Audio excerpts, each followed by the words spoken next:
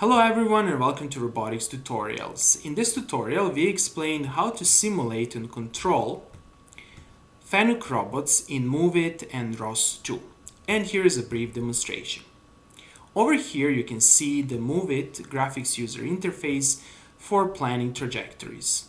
What I will do right now, I'm going to change the final position and orientation of the robot, and then over here I will click on plan and execute, and you will see how the model of the robot will go to the required position and orientation.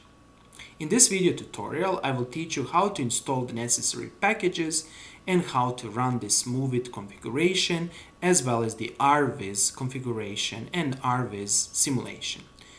Now, before I start with explanations, I need to mention the following. To run the robot simulation, you need to have Linux Ubuntu 24.04 and you need to have ROS2 Jazzy. If you don't have ROS2 Jazzy, then on my YouTube tutorial, on my YouTube webpage, there are a number of tutorials explaining how to install ROS2 Jazzy. So let's immediately start. Okay, let's start with installation. First of all, click here and search for terminal. The first step is to update and upgrade all the packages on our system. For that purpose, we will run these two commands and enter your super user password. Next, we need to install Git and Git support for large-scale files. First of all, we can install Git by running this command, and then you can install Git for large-scale files by running this command. Next, we need to initialize Git for large-scale files by running this command. Good. The next step is to source the underlay. We source the ROS2 underlay by basically running or sourcing this setup.bash file and press enter. The next step is to create our Workspace folder and the source folder. We are creating the source folder inside of the Workspace folder by using a single command. Here it is. Next, we need to navigate to our source folder, and inside of this folder we will clone the packages. First of all, we need to run this git clone command. You can simply type this address, it's relatively easy.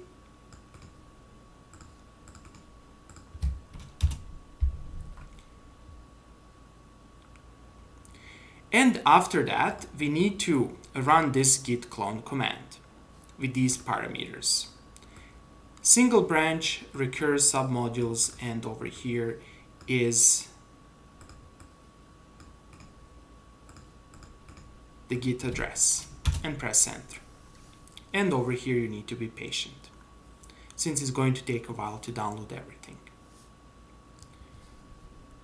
The next step is to install the necessary packages and to build everything. First of all, remember to go to the Workspace folder, and then we are going to use ROS2. ROS2 is a very useful tool that can be used to automatically install the packages and verify the package installation. But first of all, you need to run the ROS2 update.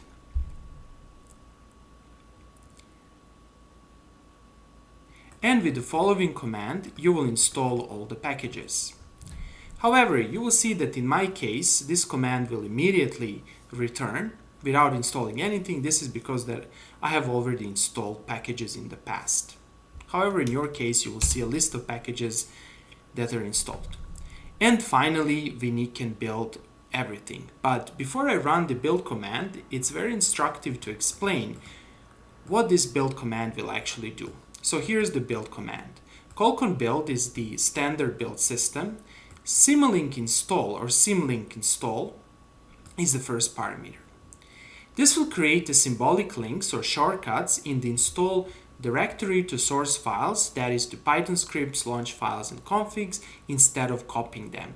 This lets you edit Python and configuration files directly without having to rerun Colcon build. And this is very useful since you can simply modify the Python file, and since we have symbolic links, you don't need to build everything. Then we need to specify the CMake arguments.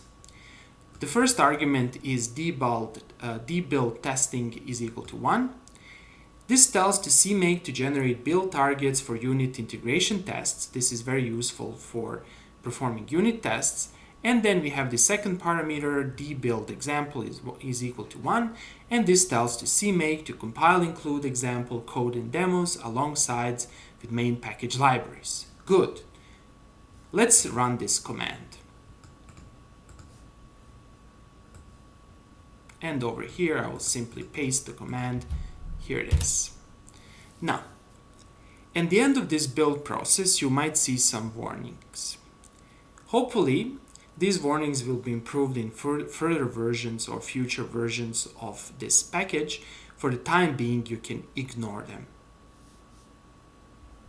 And after approximately several minutes, you will see that the process is completed.